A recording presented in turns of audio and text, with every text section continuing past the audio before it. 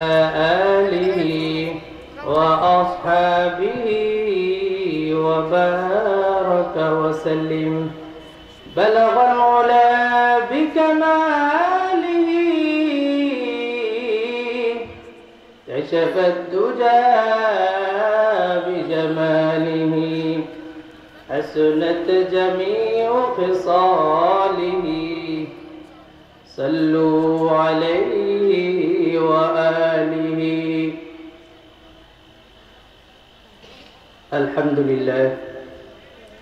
আল্লাহ সুবহানাহু ওয়া তাআলা তাআলা কোটি শুকর এবং সুজুদ যে মহান সুবহানাহু ওয়া তাআলা আমাদেরকে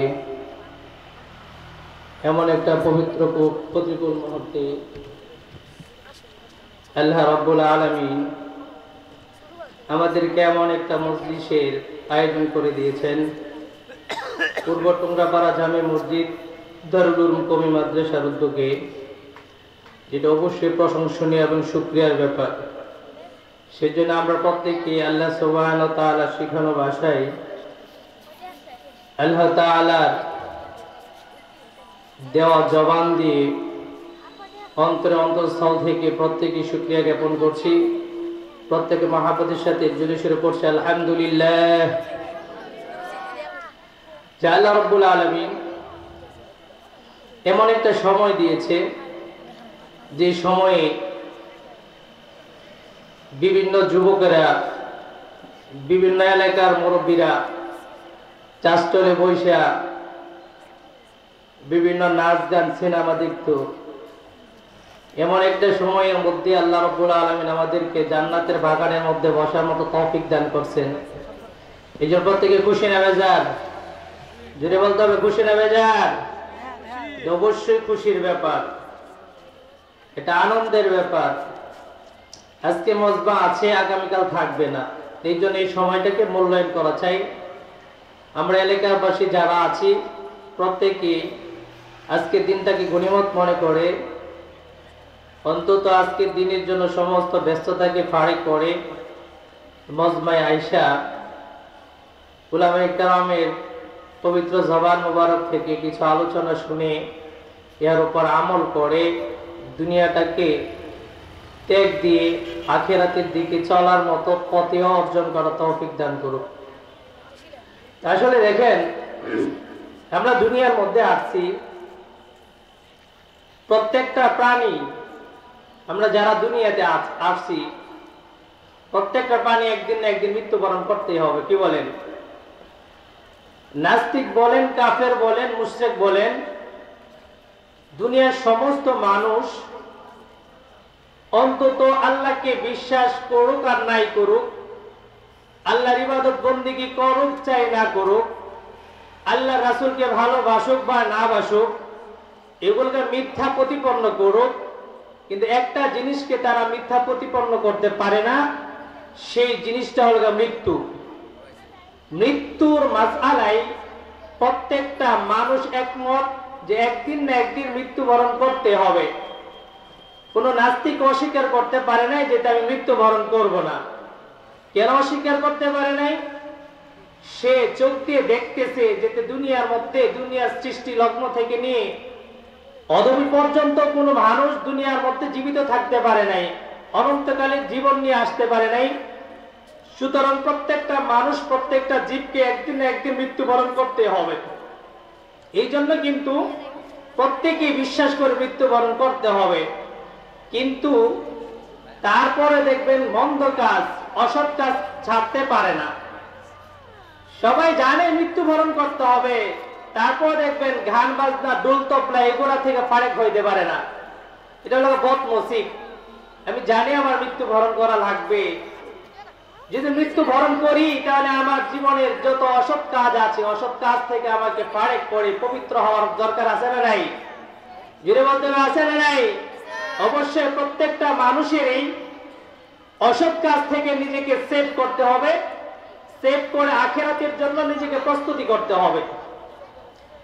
এই জন্য দেখেন আল্লাহ রাব্বুল আলামিন পবিত্র কোরআনের ভিতরে বলেন, কুল্লু নাফসিন যায়িকাতুল মাউত وإنما توفون أجوركم يوم القيامة فمن زحزح عن النار وأدخل الجنة فقد فاز আল্লাহ রাব্বুল আলামিন বলেন, ও দুনিয়ার মানুষ, তোমরা মনে রেখো, দুনিয়ার মধ্যে আমি প্রত্যেকটা জীব জাতিকে সৃষ্টি করেছি।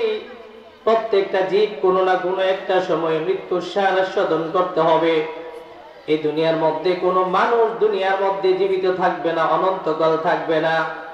তোমাকে সৃষ্টি করা হয়েছে, আমাকে সৃষ্টি করা হয়েছে। আল্লাহ রাব্বুল আলামিন একদিন না একদিন আমার মৃত্যুর মাধ্যমে কিয়ামত ঘটিয়ে দিবে। আল্লাহ বলে, ওয়া ইন্নামা তুওয়াফাউনা উজুরাকুম ইয়াওমাল কিয়ামাহ, কিয়ামতের ময়দানে তুমি যা করতে সমস্ত কিছুর প্রতিফল তোমার হাতে দেওয়া হবে। ফামান যুহজিহা আনিন নারি ওয়া উদখিলাল জান্নাতা ফাকাদ ফাজ ওয়া মাল হায়াতুদ দুনিয়া ইল্লা মাতাউল গুরুর। আল্লাহ রাব্বুল আলামিন বলেন, দুনিয়ার মানুষ, হুঁশে আসো, হুঁশ ফিরে আসো। তোমরা যেমন ভাবে চলতেছো, মনে করতেছো এই চলা তোমাদের প্রকৃত চলা, না না রে যুবক ভাই, এটা তোমার প্রকৃত চলা নয়। তোমাকে মৃত্যুর মাধ্যমে আল্লাহর কাছে হাজিরা দিতে হবে এবং তুমি কি করতেছো দুনিয়ার মধ্যে সমস্ত কিছুর হিসাব একদিন আল্লাহর কাছে দিতে হবে। এই জন্য মনটাকে ছোট করে, দিলটাকে নরম করে শোনো আল্লাহ রাব্বুল আলামিন কি বলতেছে। আল্লাহ বলতেছে, আমি আসমান বানাইছি, জমিন বানাইছি, দুনিয়ার মধ্যে যা কিছু আমি বানাইছি প্রত্যেকেরই মৃত্যু হবে। প্রত্যেকটা বস্তুই ধ্বংসশীল, কেবল আমি আল্লাহ রাব্বুল আলামিন দুনিয়ার মধ্যে ধ্বংস হব না। আমি আল্লাহ আল্লাহর মতোই থাকবো। আল্লাহ রাব্বুল আলামিন বলেন, কুল্লু মান আলাইহা ফান ওয়া ইয়াবকা ওয়াজহু রাব্বিকা যুল জালালি ওয়াল ইকরাম। আল্লাহ বলেন, সব কিছু ফানা ফানা হয়ে যাবে, ধ্বংস হয়ে যাবে, কিয়ামত হয়ে যাবে, কিন্তু আমি আল্লাহ সম্মান এবং মর্যাদার অধিকারী, সে আল্লাহ কেবলমাত্র দুনিয়ার মধ্যে বাকি থাকবো। আর সব কিছুকে ধ্বংস করে দেওয়া হবে। ও মুসলমানের বান্দা, ও মুসলমানের সন্তানেরা, যুবকেরা, তোমরা শোনো, আল্লাহ ছাড়া সকলকে যেহেতু ধ্বংস করে দেওয়া হবে, এই জন্য আমাকে আল্লাহ দুনিয়ার মধ্যে এত সুন্দর করে মায়া করে বানাইছেন, কোন উদ্দেশ্য দিয়েই কিন্তু বানাইছেন। বিনা উদ্দেশ্য করে আল্লাহ রাব্বুল আলামিন আমাদের কাউকে বানাই না, ঠিক কিনা জুড়ে বলেন। এই জন্য আল্লাহ রাব্বুল আলামিন বলেন, দুনিয়ার মানুষ আমি তোমাদেরকে বানাইছি একটা উদ্দেশ্য, যে উদ্দেশ্যটা হলো ওমা খালাকাতুল জিন্না ওয়াল ইনসা ইল্লা লিয়াবুদুন। আল্লাহ বলেন, ও মানুষ এবং জিন জাতি, তোমাদেরকে বানাইছি একমাত্র আমার গোলামি করার জন্য, আর কোনো কিছুর জন্যই তোমাকে আমি বানাই নাই। এই জন্য আল্লাহর গোলামি করতে হবে বেশি বেশি করে। আল্লাহর গোলামিটাকে দুনিয়ার মধ্যে প্রাধান্য দিতে হবে। তারপর বাকি আপনার আর্থিক দৃষ্টিতে কম থাকতে পারে, আপনার অর্থনৈতিক সম্পদ কম থাকতে পারে, তারপর অর্থনীতিকের জন্য বের হয়ে অর্থনৈতিক উপার্জন করার প্রয়োজন, কিন্তু এর আগে আমাকে আপনাকে অবশ্যই অবশ্যই আল্লাহর ইবাদতের ভিতরে মগ্ন হতে হবে। আল্লাহ রাব্বুল আলামিন বলেন, দুনিয়ার মধ্যে কোনো মানুষ যদি মনে করে আমি জীবিত আছি, কোনোদিন মৃত্যু বরণ করব না, মৃত্যু আমাকে কোনোদিন নাগার পাবে না, আল্লাহ বলেন, ও বোকা, তোমার চাইতে বোকা দুনিয়ার মধ্যে আর কেউ নাই। কারণ তুমি মৃত্যু থেকে পলায়ন করার জন্য দেশ থেকে দেশ ঘুরতে পারো, দেশ থেকে দেশ সফর করতে পারো, পলায়ন করতে পারো, কিন্তু আমি আল্লাহ রাব্বুল আলামিন যে মৃত্যু তোমাকে অবধারিত করে দিয়েছি, নির্ধারিত করে দিয়েছি, সেই মৃত্যুর কুলে তুমি অবশ্যই তোমাকে পড়তে হবে। আল্লাহ বলেন, আইনামা তাকুনু ইদরিকুমুল মাউত ওয়ালাউ কুনতুম ফি বুরুজিম মুশাইয়াদা। আল্লাহ বলেন, ও দুনিয়ার মানুষ, তুমি কি মনে করো মৃত্যু থেকে তুমি পলায়ন করতে পারবে? সুবিশাল মজবুত প্রাচীর নির্মাণ করবে, ওই নির্মাণের মধ্যে তুমি আত্মগোপন করবে, তোমাকে মালাকুল মাউত দেখে খুঁজে পাবে না, এটা ভুল ধারণা। আল্লাহ রাব্বুল আলামিন বলেন, দুনিয়ার মধ্যে কোনো রাজা নাই, কোনো বাদশা নাই, আমার কবর থেকে সে মুক্তি পাবে, আমার ধরা থেকে সে রেহাই পাবে, পশ্চিমকালে পায় না, এখনো পর্যন্ত কেউ পাবে না। কিয়ামতের আগ পর্যন্ত কাউকে আমি আল্লাহ রাব্বুল আলামিন জীবিত অবস্থায় ছেড়ে দিব না। আমি আল্লাহর নির্ধারিত সময় যখন আসবে, ওই নির্ধারিত সময়ে তাকে মালাকুল মাউতের মাধ্যমে মৃত্যু দিয়ে তাকে কবরস্থ করে আমার কাছে ফিরিয়ে নিয়ে আসবো। আল্লাহ বলেন, দুনিয়ার মধ্যে যদি কোন বান্দার যদি আমি আল্লাহর ইবাদত করতে ভালো না লাগে, তাহলে তারা যেন আমার জমিন আমার আসমান ছেড়ে অন্য কোথাও চলে যায়। আল্লাহ আবার দয়ার কণ্ঠে বলেন, ও দুনিয়ার মানুষ, তুমি মনে করো আমি আল্লাহ আসমান জমিন ছেড়ে কোথাও যাবে? না না, যেই দেশে যাবে সেই দেশে দেখতে পাবে আমি আল্লাহ রব্বুল আলামিনের আসমান এবং জমিন নির্ধারণ করে রেখেছি। আল্লাহ বলেন, ইয়া মাশারাল জিন্নি ওয়াল ইনস ইন ইসতাতাতুম আন তানফুযু মিন আকতারিস সামাওয়াতি ওয়াল আরদি ফানফুযু লা তানফুযুনা ইল্লা বিসুলতান। আল্লাহ সুবহানাহু ওয়া তাআলা বলেন, ও দুনিয়ার মানুষ, যদি আমার ইবাদত বন্দেগী যদি ভালো না লাগে, আমার নামাজ যদি তোমার কাছে চুলকানি মনে হয়, আমার ইবাদত বন্দেগী যদি তোমার কাছে দুশ্মনী মনে হয়, আমার হজ আমার রোজা যদি তোমার কাছে চুলকানি মনে হয়, তাহলে আমার দুনিয়ার জগৎ ছেড়ে অন্য কোথাও চলে যাও। এখন যদি কোনো মানুষ মনে করে আল্লাহর জমিনে থাকবো না, আল্লাহর ইবাদত বন্দেগী করবো না, আমি অন্য কোথাও চলে যাব, চলে যাইতে পারো, আসমান জমিন ছেড়ে চলে যাও। কোথায় চলে যাবে? যেই দেশে যাইবে সেই দেশে আমি আল্লাহর আসমান এবং জমিন দিয়া সমস্ত মানুষগুলিকে প্যাকেট করে রেখেছি। এই জন্য দেখেন মানুষ আমরা এমন হয়েছি, যেই যেখানে যাই না কেন প্রত্যেকটা মানুষকে অবশ্যই অবশ্যই মৃত্যুর মাধ্যমে আল্লাহর কাছে হাজিরা দেওয়া লাগবে। এই জন্য মৃত্যুর আগে একবার মরার প্রয়োজন। আমি মৃত্যু হলো আমার কবরের প্রথম ঘাঁটি, মৃত্যুর মাধ্যমে আমার কবরস্থ করা হবে। ওই কবরটা কারো ভাব দাদা নির্দিষ্ট সম্ভব নয় যে এখানে আমি আরাম এবং আয়েশে থাকতে পারবো। কবরটা এটা এমন একটা জগৎ, যে জগৎ কষ্ট আর কষ্ট, যে ব্যক্তি দুনিয়ার মধ্যে সৎ কাজ করতে পারবে, দুনিয়ার মধ্যে আল্লাহ রাব্বুল আলামিনের হুকুম পুঙ্খানুপুঙ্খভাবে পালন করতে পারবে, তার জন্য কবরটা হয়ে যাবে জান্নাতের বালাখানা। সেই জন্য আল্লাহ রাব্বুল আলামিন বলেন, দুনিয়ার মানুষ, মৃত্যু কঠিন যন্ত্রণা, যে যন্ত্রণা থেকে কেউ বাঁচতে পারবে না। মৃত্যু এটা এমন ভয়াবহ একটা যন্ত্রণা হবে, যে যন্ত্রণা থেকে আল্লাহর রাসূল সাল্লাল্লাহু আলাইহি সাল্লাম বাঁচতে পারে নাই। দুনিয়াটা একটা এমন হবে, মৃত্যুর মাধ্যমে আল্লাহর কাছে হাজিরা দিতে হবে। মৃত্যু কখন আসবে কেউ জানে না, কার কখন সময় এসে যায়। মৃত্যু এটা এমন একটা জিনিস, সব সময় আমার কাছকে উঠতেছে মৃত্যু, যে কোনো সময় আমার রূহটাকে হরণ করে নিয়ে যেতে পারে। এই জন্য মুমিনের উসিলা হলো, মুমিনের উদ্দেশ্য হলো প্রত্যেকটা মুমিন সব সময় মৃত্যুর জন্য প্রস্তুতি গ্রহণ করে থাকতে হবে। কারণ তারা জানা নাই কখন মৃত্যু হয়ে যায়। অনেক মানুষ রাস্তাঘাট দিয়ে চলতেছে, হঠাৎ অ্যাক্সিডেন্টের মাধ্যমে মৃত্যু হয়ে যাচ্ছে। অনেক মানুষ চাষচড়ির ভিতরে বসে চা পান করতেছে, হঠাৎ স্ট্রোক করে মৃত্যু হয়ে যাইতেছে কিনা জোরে বলেন। এই জন্য মানুষ, আমার প্রত্যেককে মানুষকে এমন ভাবে হুঁশিয়ার থাকতে হবে, মৃত্যুর জন্য প্রস্তুতি গ্রহণ করতে হবে। না কোনো সময় আমার রূহ আমার আত্মা আল্লাহ নিয়ে যায়, সেই জন্য আমাকে প্রস্তুতি নিয়েই থাকতে হবে। এই জন্য আল্লাহ রাব্বুল আলামিন বলেন, সব সময় প্রস্তুতি নিয়ে থাকবে। দুনিয়ার মধ্যে কোনো শৃঙ্খল করা যাবে না। দুনিয়ার মধ্যে চাঁদাবাজি, রাহাজানি, চুরি, ডাকাতি, গুম, খুন ইত্যাদি স্বৈরাচারী করা যাবে না। আমি আল্লাহ দুনিয়াটা তোমাদের জন্য সৃষ্টি করে দিয়েছি, মৃত্যু তোমাদের জন্য সৃষ্টি করে দিয়েছি, হায়াতটাকে তোমাদের জন্য সৃষ্টি করে দিয়েছি। আল্লাহ রাব্বুল আলামিন বলেন, তাবারাকাল্লাযী বিয়াদিহিল মুলক ওয়া হুয়া আলা কুল্লি শাইইন কাদির আল্লাযী খালাকাল মাউতা ওয়াল হায়াতা লিয়াবলুয়াকুম আইয়ুকুম আহসানু আমালা। আল্লাহ রাব্বুল আলামিন বলেন, আইয়ুকুম আহসানু আমালা, ও দুনিয়ার মানুষ, তোমাদেরকে আমি এই জন্য সৃষ্টি করছি, তোমরা ভালো ভালো কাজের জন্য তোমরা উৎসাহ প্রদান করবে, ভালো ভালো কাজের জন্য তোমরা দুনিয়া থেকে দিক দিগন্ত তোমরা মুসাফিরের মতো চলাফেরা করবে।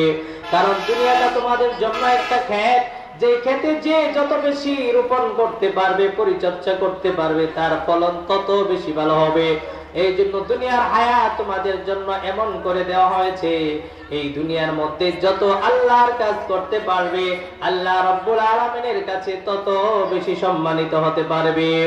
এই জন্য মনে করেন, মৃত্যু এটা এমন একটা জিনিস, কেউ যদি বিশ্বাস নাও করে, প্রত্যেকটা মানুষের একদিন না একদিন মৃত্যুবরণ করতে হবেই হবে। এই জন্য প্রত্যেকটা মানুষ আমাদেরকে হুঁশিয়ার হয়ে যাওয়া লাগবে।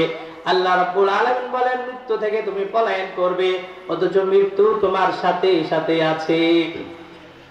আল্লাহ বলেন কুল ইন্নাল মাউতাল্লাযী তাফিররুনা মিনহু ফাইন্নাহু মুলাকীকুম সুম্মা তুরাদ্দুনা ইলা আলিমিল গায়ব ওয়াশ-শাহাদাতি ফায়ুনাব্বিউকুম বিমা কুনতুম তা'মালুন। আল্লাহ বলেন ফাইন্নাহু মুলাকীকুম, ও দুনিয়ার মানুষ তুমি মনে করো মৃত্যু থেকে পলায়ন করবা কোশ্চিনকালে সম্ভব নয়, কারণ মৃত্যুর সাথে তোমার মোলাকাত করতে হবে।